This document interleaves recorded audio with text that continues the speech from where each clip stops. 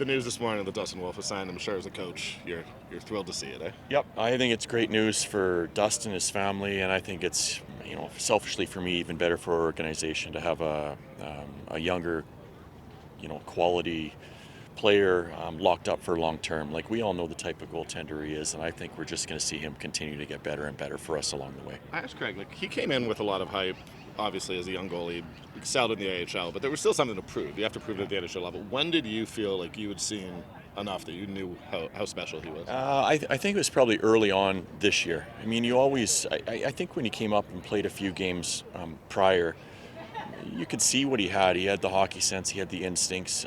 He made some saves look easy where there weren't a lot of rebounds that would come off him. But look, we were like everybody else at the time. You wonder about his size. Like, when you get into a game and you have Matthews shooting on you, when Ovechkin's shooting on you, are they going to be able to expose the size? And then it was maybe a couple weeks, a few of his starts where you're like, it doesn't even come into question anymore because his hockey sense is elite. And the way he competes is different than from other goaltenders that I've been around. So it was probably about 2 weeks in, I guess, that it never really came into the conversation again, and it won't from now on in. I remember, Ryan, you mentioned after one of those St. Louis losses, Dustin came in and basically put the onus on himself for a tough game. Just can you speak about his leadership and maybe the accountability he's taking for a very young Yeah, leadership, I think he does a lot of things in his own way. Like, I remember a story when he was not a story, but a time where, not last year, the year before, he came up to play a game, and Mackenzie and Jonathan, they play soccer in a certain area. Well, Wolfie was in that area stretching. And the way about him is, this is where I'm going to stretch, so you guys are going to have to move your soccer game somewhere else. And the two of them just laughed, and they know what it's like to be a young guy that's trying to make his way in the league. So he leads in his own way. I think by him making saves when he has to make them, bailing the team out when they make mistakes, that's part of leadership for him.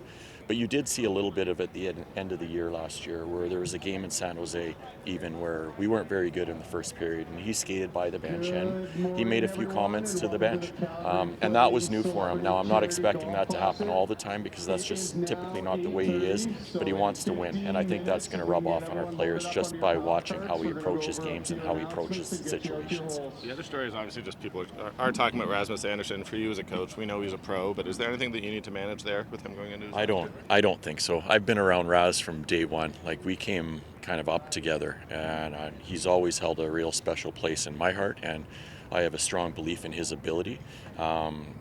He is one of the ultimate pros around, and Raz is going to come to work every day, and my hope and maybe a portion of my belief is that he's going to be here as well. So I think he understands what's at stake for himself. He understands where our team is, and he knows how important he is to our group, and that isn't going to change no matter what his contract situation looks like. Thank you.